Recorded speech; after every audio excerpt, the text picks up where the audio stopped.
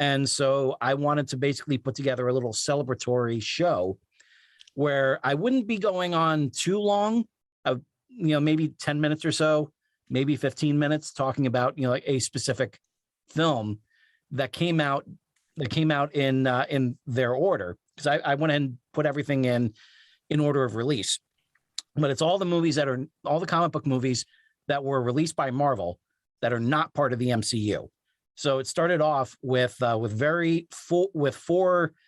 very, I guess you can say, controversial, because they started off with 1986's Howard the Duck, and then 1989's The Punisher with Dolph Lundgren, and then 1990's Captain America, and then 1994's shelved Fantastic Four movie.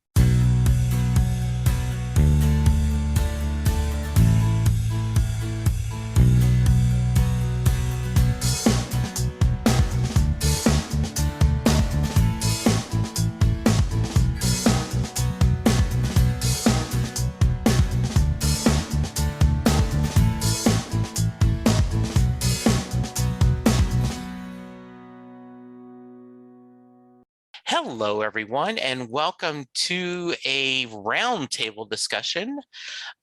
We've got I guess one of my guests is all about crossovers and comic books. So this is a crossover episode. I am Jesse Jackson, and I am joining. My name is George Sirois. And if you're listening to this, you may be hearing it on the Set Listing Bruce feed, or you may be hearing it on George's feed, which is Excelsior Journeys. It is my weekly interview show. So this is actually a very good topic for this month, since it's all about kind of wrapping everything up for 2021 and looking forward to what 2022 has in store. Yeah. So George, why don't you go first? Tell my Set Listing Bruce listeners a little about yourself, and then I'll return the thing for your Excelsior Journey listeners. Absolutely.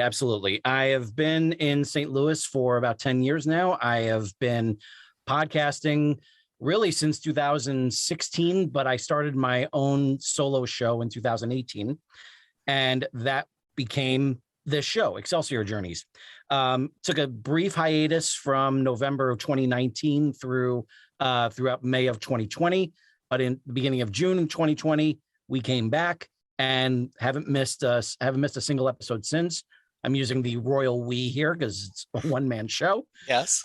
And it has just been it's been a real dream come true getting to talk with so many amazing people, because I've spoken to various creatives, both up and coming and established. And I've had the opportunity to speak to a lot of people who inspired me throughout the years. So it was my chance to kind of reach out to them and say, thank you. A big example was in August of 2021, when I covered the 35th anniversary of Transformers, the movie. And all month in August, I had different people that were either involved in it or inspired by it to reach out and be a part of Transformers lore, including FJ DeSanto, who did the War for Cybertron series on Netflix, and a couple of designers from Hasbro talking about the current studio series. So there's been a lot of activity on Excelsior Journeys, and I'm thrilled to say that we are not stopping anytime soon. Well, gosh, that sounds great. I now want to ask you tons of questions. So my name, as I mentioned, I'm Jesse Jackson, and I do a couple other podcasts. I do a Doctor Who podcast. I do a general entertainment podcast, but mostly I do Set Listing Bruce, which is a Bruce Springsteen fan podcast. I've been doing this for 6 years, and hundreds of episodes where I've talked to fans of Bruce Springsteen's music from around the world. I've had people from Russia, I've had from South Africa, Europe, Australia, Canada, all over the US. And what we do is we kind of talk about the power and magic of rock and roll. We discuss how Bruce's music has got us through good times and bad times. Then, and I've expanded the show. I do what I call B-side episodes, where kind of a pun from the old A side and B side on a 45 single, where I have fans of other musicians join me. And I've had people who are huge BG fans, Leonard Cohen fans, and Metallica. And we're, in fact, in this upcoming year in 2022, I want to do a series of episodes spotlighting John Hyatt's albums, because he's another passion of mine. Nice. So kind of like you, I've just been able to just have conversations and talk to people and have people share their stories. And one of the things I love about podcasting is getting a chance to meet new people, to hear what they're passionate about and have them share it. So what got you into podcasting to begin with? For me, it really started with taking a look at my list of Facebook friends and seeing all different types of people that I've gone through all walks of life with, people that I've known from grade school, through people I know from college, from previous employment, and so on. And a lot of people that I just know through Facebook. A lot of people that share the same passions, especially writing. And as I was going through that, I was thinking like, wow, there are so many talented people that I know that have been a part of my life in some way. These guys need to be on a podcast. They need to let the world know who they are, because these guys are all amazingly well-kept secrets, and they shouldn't have to be. They should be able to have a platform to share their journey and hopefully inspire others, so that way they can take their lessons and be inspired by them and hopefully emulate them in the future, and say that, like, you don't have to completely walk away from your day job in order to pursue your passion. And because I've got a lot of friends that are still employed, that still have their own full-time jobs, yet are still making their way creatively. I myself being one of them. And after a few months, I thought about it again, and then I realized, okay, they need to be on my podcast. And so that's what really got me going. I was already part of a really fun writing roundtable podcast called Write Pack Radio, and that was going on for about 5 years. I came in, I think, about year 3 or year 4. And it was so much fun being able to do that. And as it was going on, I felt kind of an urge to start my own show and figure out exactly how to properly reach out to people and set up interviews and just really just have a lot of fun with it. And sure enough, a lot of people that I did not suspect would be all for it wound up coming on, and they wound up making some great episodes. So it started off in October of 2018, and I started with 3 episodes right off the top. I did one with West Coast Swing, accomplished West Coast Swing dancer, instructor, and event director Doug Rozier, a sports announcer named Mark Fratto, who I went to grade school with, and 2 USA Today bestselling authors, Michelle Lynn and Michelle Bryan, who worked together on a lot of projects. So it was a lot of fun really getting those 3 interviews in, and then having them be my initial launch episodes. And then from then on, it was just a matter of reaching out to other people that I knew, and that got me that got me inspired enough to reach out to other people that I never knew and ask them to come on board. And that, would result in great episodes. So it's been very rewarding to be a podcaster in the long run. Well, yeah, I have a similar story, and I had seen the movie Springsteen and I, where all these fans had kind of talked about Bruce's music, and Adam Carolla's wife at the time, Lynette Carolla, had did about 5 or 6 episodes of a podcast where she interviewed her friends of her and Adam's, and they didn't talk about their actual career, but just talked about their Springsteen fandom. And I love that podcast. And she quit doing them. So in the spirit of lighting a candle instead of cursing the darkness, and I love to tell the story. Rob Southgate at the time was the one the guy who ran our network, and I was doing a Doctor Who podcast for him. And so I reached out to Rob and I said, hey, I think I want to do a Bruce Springsteen podcast. And he says, okay, what's a Bruce Springsteen podcast? And I said, well, I'm just going to talk to people from around the world. And he says, okay. And he hung up the phone and he looked at his wife and said, Jesse's going to do a Bruce podcast. I think we'll get a season out of it. And to him, a season is like 12 episodes, right? And so, that was in like 2015 or something. I mean, so it's just been, going on ever. So Jennifer wasn't able to join us, but Jennifer is kind of our national podcast posting month guru or mom, as we talk about. But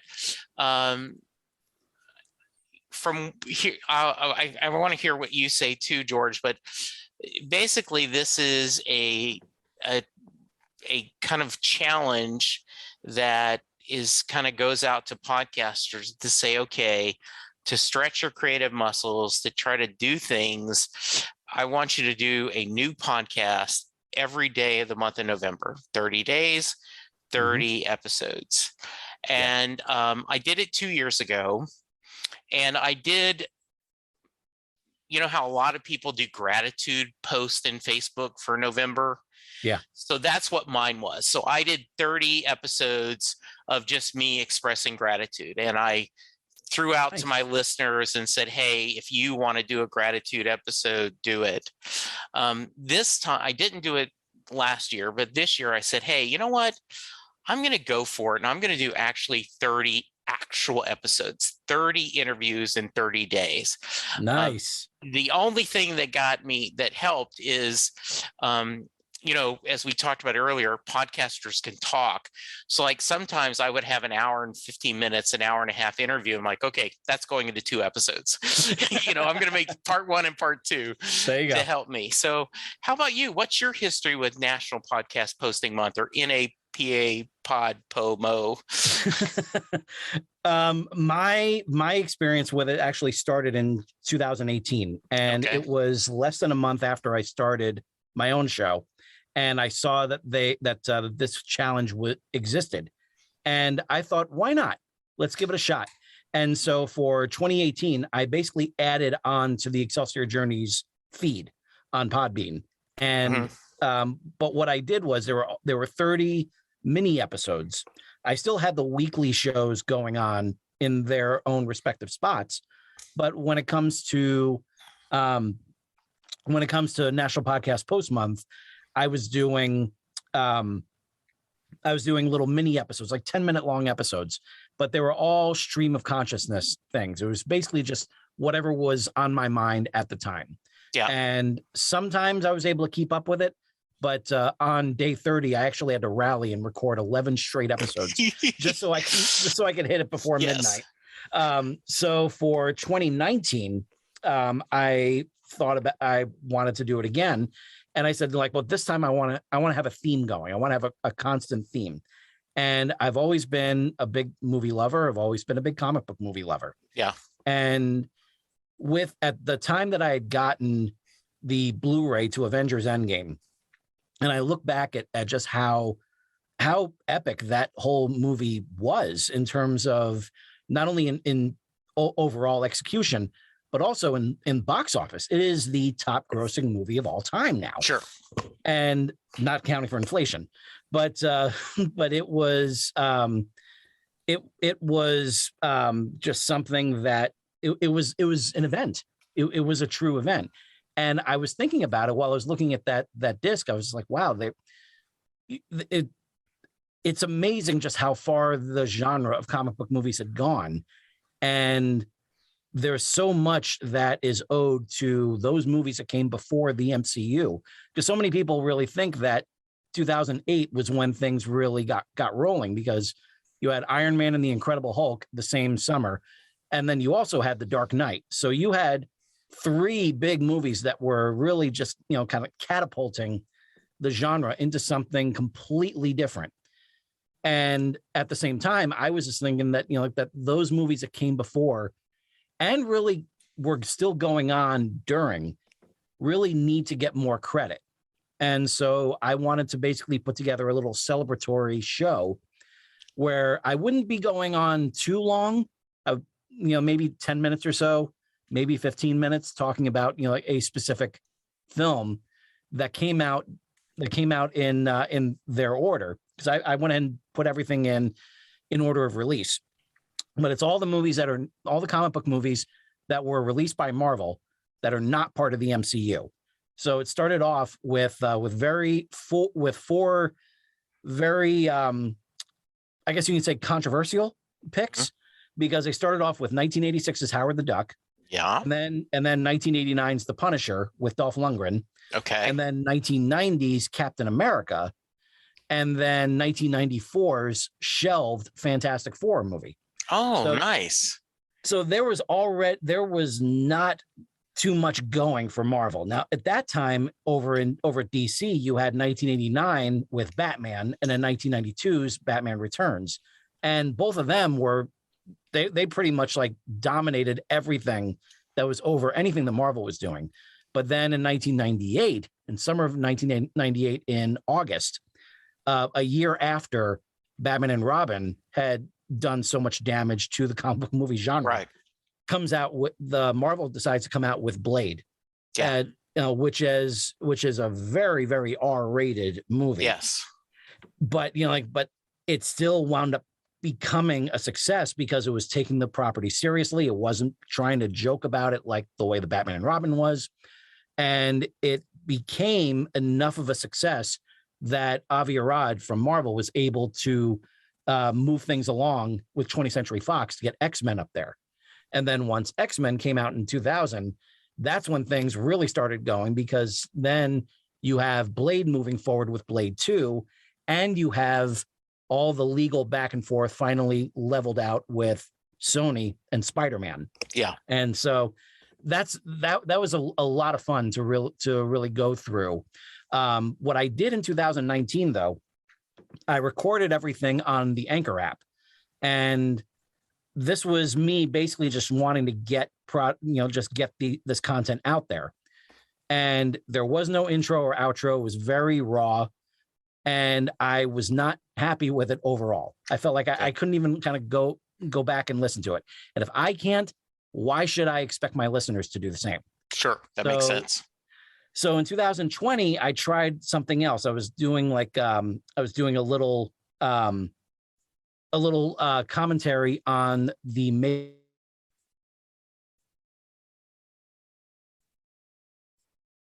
this book has been such a, it's been just constantly starting and stopping over the past few years.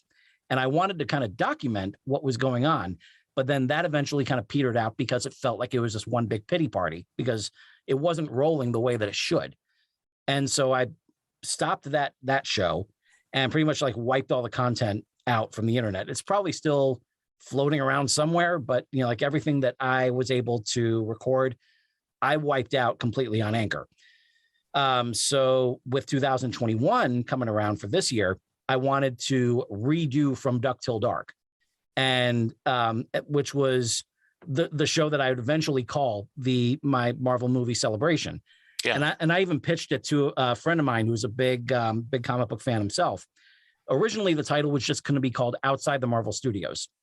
Yeah. And when I told him what I was planning on doing with it, I said, we're going to go from 1986's Howard the Duck all the way to 2019's Dark Phoenix. We're going to go from Duck Till Dark. And he goes, that's your title. Yeah. So that's a great title. Right, And I commissioned a friend of mine who is Rachel Bostwick, who did an amazing job on the cover for my 5-part serial from Parts Unknown. And she put together the coolest looking Rorschach test type of logo for it. And it just came out so cool and so clean. And I fell in love with it as soon as I saw it. I was like, that's it. We got to roll with that. So I wanted a show that would do that logo proud for 2021. So I wanted to get an intro and outro and do all my recording from inside my recording studio where I am now. So, and then, give it a proper edit, take out, the filler words and level everything out and take out anything where I felt like I was rambling and just give a nice, clean experience. And thankfully, 30 days later, I was able to do that. Did you have guests, or is it a solo you discussing the films? No guests. Basically, I did my own, research. There was a lot of stuff that I already knew, Sure. especially when it came to Spider-Man for the first Spider-Man film in 2002. I've had a lot in my head, a lot of research that I was doing to talk about like the buildup for that one. That one being almost, I would say, like my longest episode. I think that one passed 20 minutes. Okay. And with over half of it, just talking about all the back and forths that were happening behind the scenes before Sam Raimi even got on board. There was a whole lot. It was a mess that needed to be ironed out. But my plan is I would love to do a season 2 of this show after I finish up these last 5 episodes, because there are 35 Marvel movies that I gotta cover. But I've covered my 30 to finish the challenge. Yeah. And I have number 31 posted, and then 32, 33, 34, and 35 are going to be posted in the coming days. But I would love to do, have some interviews and have some, different people coming on the show and talking about their experience that are working on that specific film. I would love to do that. And it's just a matter of what direction I want to take that second season. Because I don't want to just jump right into it right away. Because I got some other plans for other shows that I want to make happen. But especially with this one, with Excelsior Journeys. So that one can wait. But at the same time, like having a much cleaner season of From Dusk Till Dark has me feeling a whole lot better about what's out there now. Good. Very nice. That's a lot accomplishment, and also kind of an interesting thought. Obviously, I would argue the first Superman changed how movie makers treated comic book movies. But I do think that I remember everyone worrying about Michael Keaton and will this work? I mean, it's Beetlejuice and it's Mr. Mom. Mr. Mom, like what are we going to do? And then how much you love that movie. Yeah. And so and there's been, I did have a boss once that said, should there really be three different trilogies of Spider-Man in my one lifetime? And I was like, well, we were going so long without a single one. The only thing that we had for the longest time was that live action show from the 70s, and the we wouldn't even get the animated show until the mid 90s. Yeah, so exactly. There's a lot, that a lot of people kind of take for granted, and Spider-Man is definitely right on top of that list. Yeah. This sounds great. I'm going to check it out. I love that.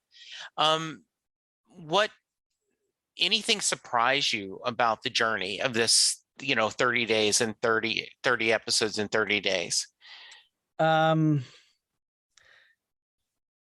What really surprised me, really just the fact that I was able to do it. Yeah. Like, that was something that I felt like I wasn't going to be able to dedicate the time to do it. But it turns out that as long as my daughter is upstairs and sleeping, late at night, then I have this block of time afterwards where I can pretty much focus on whatever I want. And usually it's either editing a show.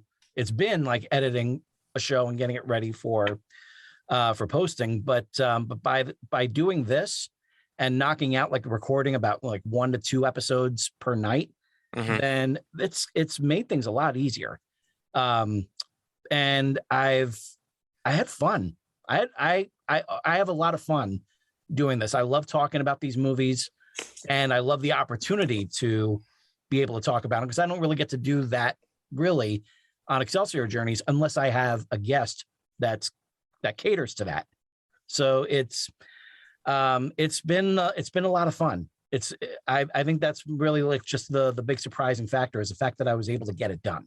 That's good. Good for you. I think there is that sense of accomplishment of getting that done, and sharing, and seeing that the pride of every day on your feed, like, okay, there's another new episode, there's a new episode, and having regular listeners like, damn, how many of these are you going to put out? I'm like, well, I warned you beforehand that this was going to happen.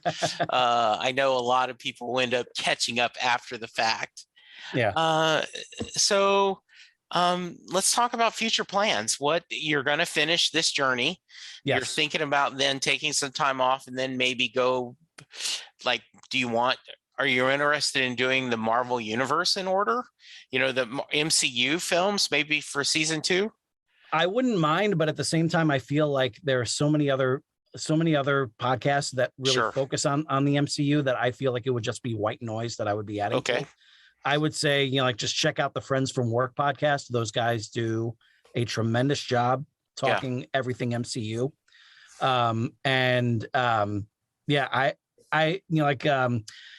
I would love to do, like I said, I would love to do a season 2. I would love the chance to interview other people. I would love the chance to kind of open things up a little bit. Maybe, even spend, put together a mini series that's dedicated to Into the Spider-Verse, because that movie is so dense. Yeah. And it requires more than just a 10-minute chat. That's an amazing, amazing film that deserves to get as much analysis as possible. Maybe cover even more of the animated movies that they've come out with. So it's really, the sky's the limit as to where that show can go. But at the same time, I really want to focus, once this season is done, and it's almost done. Once the season's done, I want to concentrate more on both Excelsior Journeys, because I got a lot of really interesting guests that are lined up, and some more that are kind of filling in those holes. And I also have other people, another show that I'm going to be starting up, which is a reading of my 5-part sci-fi wrestling serial, From Parts Unknown. Yeah, tell me a little bit about your books. Yeah, so From Parts Unknown, it's this was a project that's more than 25 years in the making. This was something that I'm really, really proud of, and basically the focus of it is on a young man trying to make the best life possible for himself, his wife, and his kid by becoming a part of the last remaining sport in America called the Gladiatorial Combat League, the GCL. And he doesn't realize just how corrupt the GCL is behind the scenes, because it's been subsidized by the US government to be used as a tool of distraction while the government can go about its business. And it's also mainly being run by the head booker, who has been trying to seize the championship from the current champion for such a long time that he's gone ahead and just changed one rule after another to allow the sport to get more and more barbaric and more destructive, to the point where he is actually ready to turn an ordinary man into a monster of basically like a living weapon of destruction, to tear through the ranks of the GCL and claim the championship title for the head booker.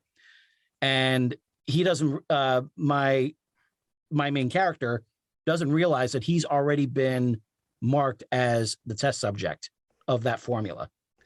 So it was a really fun, series to write. And I feel that with its serial nature, I feel like it would work really well in a podcast format. Good. I look forward to hearing that. That sounds great. Yeah. So how about on Excelsior Journeys? What kind of guests do you have coming up? Give me a little more depth on what kind of subjects you cover. Is there a wide range? It's a very wide range. It is. It's allowing creatives of all types to come on the show, share their journey to success. And I've spoken with a lot of authors, since I'm an author myself, that allows a lot more access to those people. I've spoken with voiceover artists. I've spoken with music composers. I've spoken with actors. Spoken with filmmakers, and I've gotten some really, a really great range of people, because I've spoken with, people that are just getting started. I've spoken with people that have been doing this for a couple of decades. One of my more recent shows, I spoke with voice actor Ellen Dubin, who is also an on-screen actress. And she actually was able to contribute her voice to one of the voices of the Bene Gesserit in Dune. And nice. Yeah. So we got to talk a little bit about that. I've spoken with producer Gilbert Adler, the producer from Tales from the Crypt and Superman Returns. The man's got so many great stories, and it was such an honor to be able to speak with him. And a little soundbite that he dropped during the interview was so good that I used that in my opening now. I've spoken with screenwriter Daniel Farrens, the writer director now, but he wrote the screenplay to Halloween 6: The Curse of Michael Myers. I've spoken with, like I said before, when it comes to Transformers the movie, I've spoken with music composer Vince DiCola. He's been on my show a couple of times. The writer of the movie, Ron Friedman, he and I spoke for over 2 hours, and it was an amazing discussion. And spoken with story consultant Flint Dilley. We talked a lot about not only Transformers the movie, but also about his whole career as a writer in animation and gaming, because he had just come out with his own book, The Games Master. So we got to talk a lot about that. Spoken with voice actor Neil Ross, who is well celebrated for being the voice of Shipwreck from G.I. Joe. Okay. And he was just a terrific guest. Had him on twice. And the type of people that have come on that have just said, yes, I will be on your show. It's blown my mind. Just the fact that they said yes. And I have a couple other people that are lined up already, like Duncan Regier, Dracula from the Monster Squad, who is, he has actually gone into doing a lot of artwork, and he's got an exhibit coming up over in Canada in 2022. And so we'll be speaking a lot about that. I'm thrilled to announce that I have David Morrell coming on, the writer of First Blood, the creator of John Rambo. Oh, nice.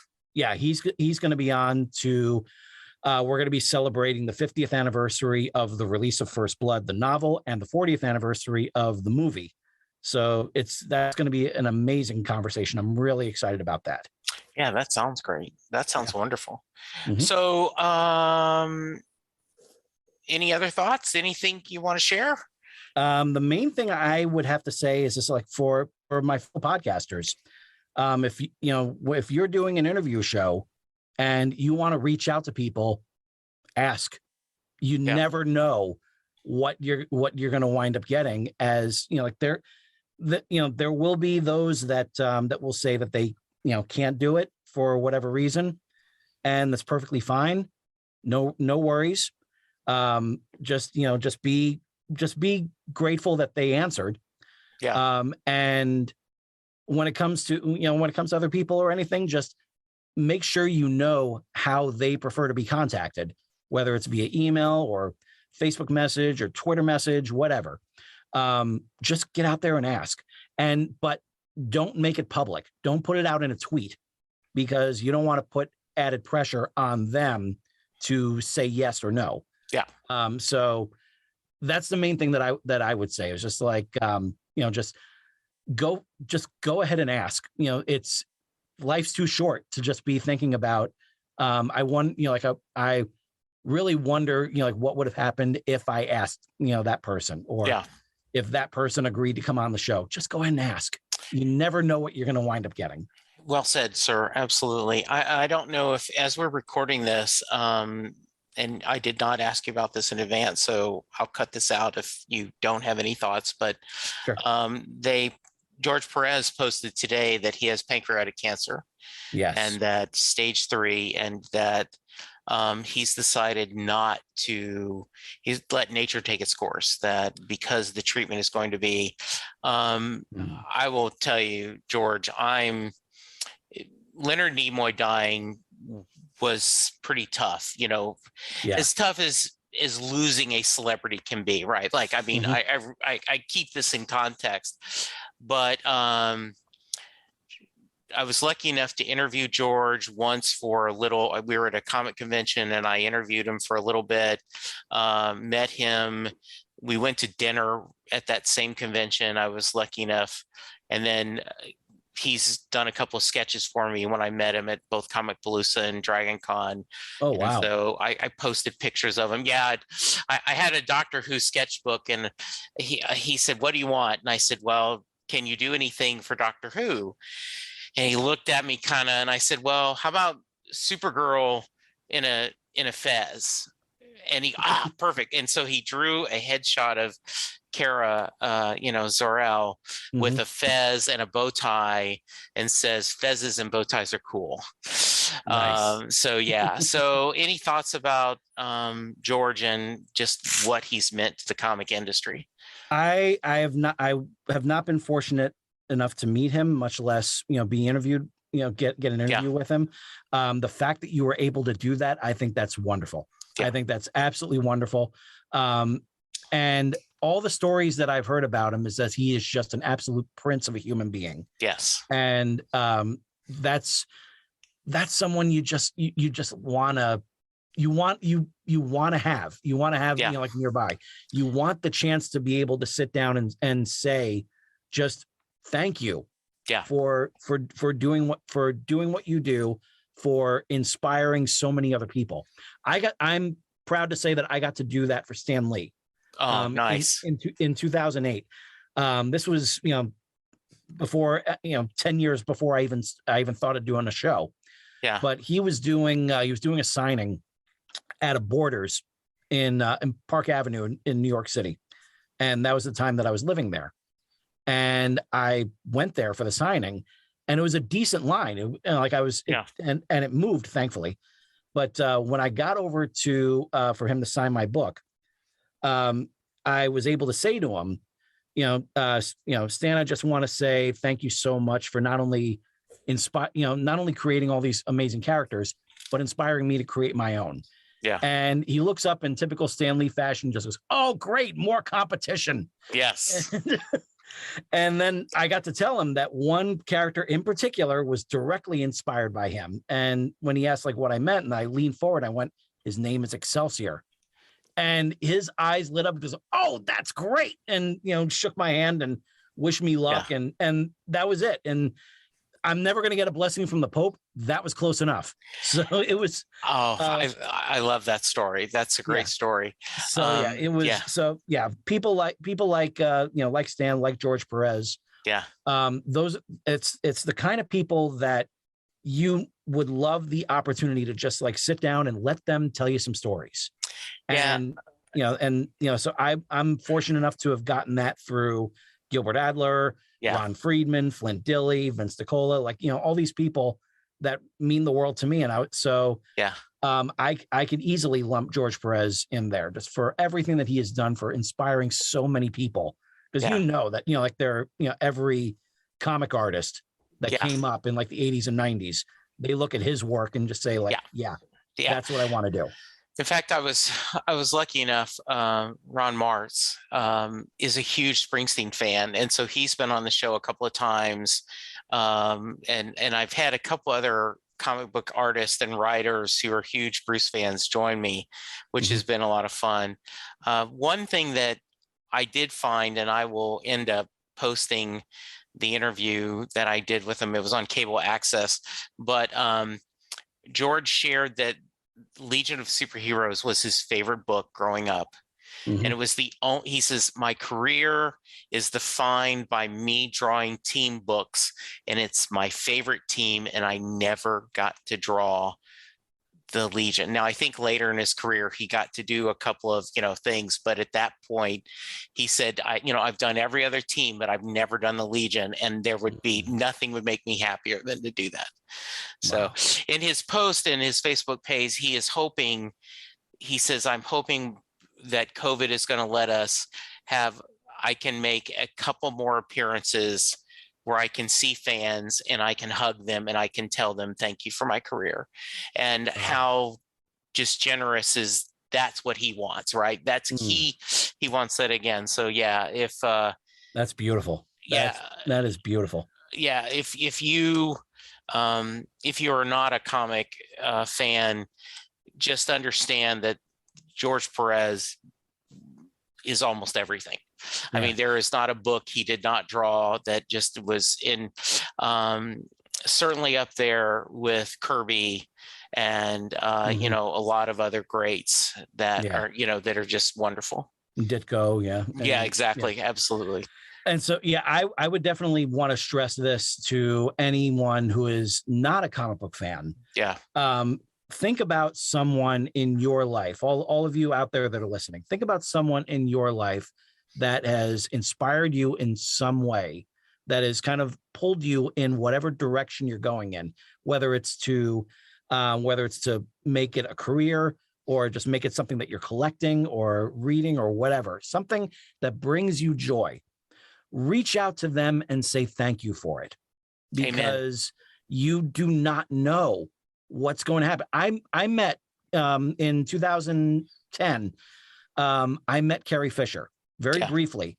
She was doing wishful drinking on Broadway. My aunt got us tickets, and I was able to talk to her, like outside the stage door. I asked her one simple question. I was able to ask her one quick question regarding the Star Wars DVDs, and that was pretty much it. Yeah. But I did not say, by the way, you are the first person associated with Star Wars that I have ever met, and I would like to say thank you. Yeah. All I had to say was that, and I didn't say it. And now I'll never get the chance to say that again. So, if you have that chance, and even now, just like say it in a freaking email or a tweet or something. It's so easy right now to reach out to these people that have inspired us in some way. Do it. Take that opportunity, because you never know when it's going to be gone. And we're losing too many of our heroes right now. We're really losing too many of them. So take the chance to say thank you while you can. Absolutely. George, this has been great. I want to book you so we can talk music and kind of do some more. So if someone wants to reach you, where are you on social media? Where are the different ways to find you? Oh, where am I not? You can find me on Facebook mainly. You can also find me on Twitter. You can find me on Instagram. My activities increased quite a bit on Instagram. For both Twitter and Instagram, my handle is simply George Sirois, Sirois. Okay. And you can also just go to my website, which is he'sgotit.com, and you'll be able to get access to the podcast. You'll be able to get access to the store where we can purchase books directly from me. So that way you'll get personalized autographs. Okay. And a few little extra goodies that I always throw in. And I think that's mainly it. It's Facebook, Instagram, Twitter. Those are like the three main spots you can really find me on. Absolutely. Yep. I just appreciate you joining me so much, and congratulations on successfully completing the challenge. Thank you. As someone who did it themselves, I know it's not, it is a labor of love, but it is a labor. Yes.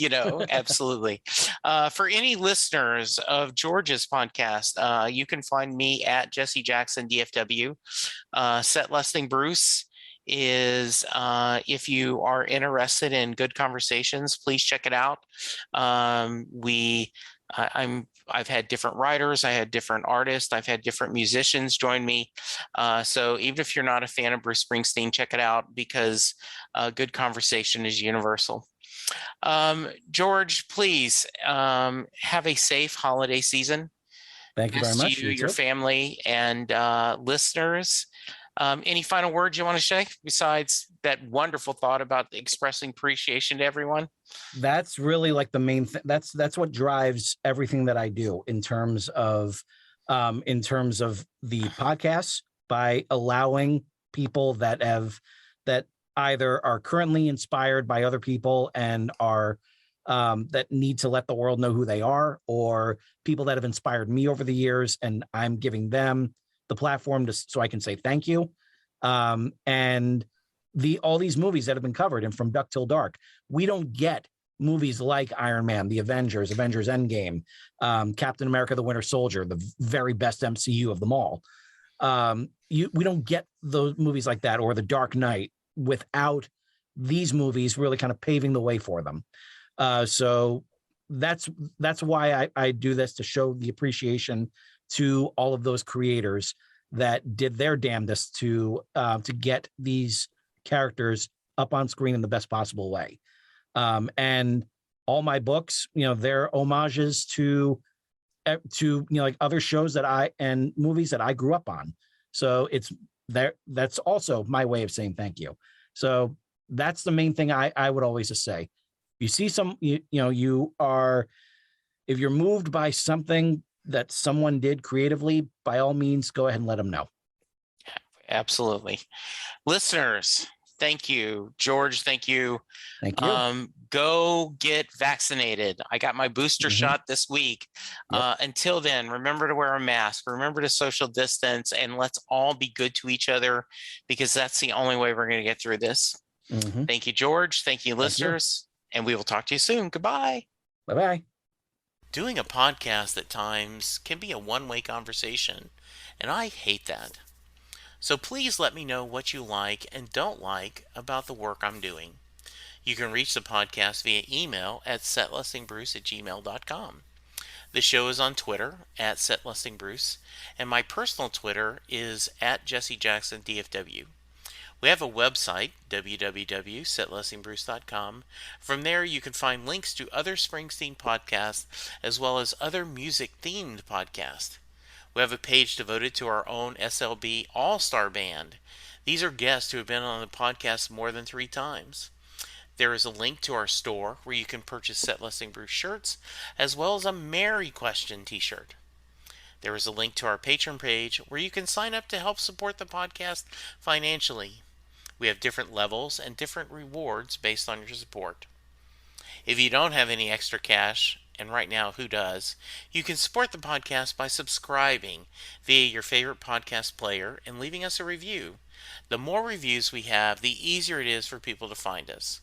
And please tell a friend about the podcast, especially if they love Bruce or music, because it will make a difference.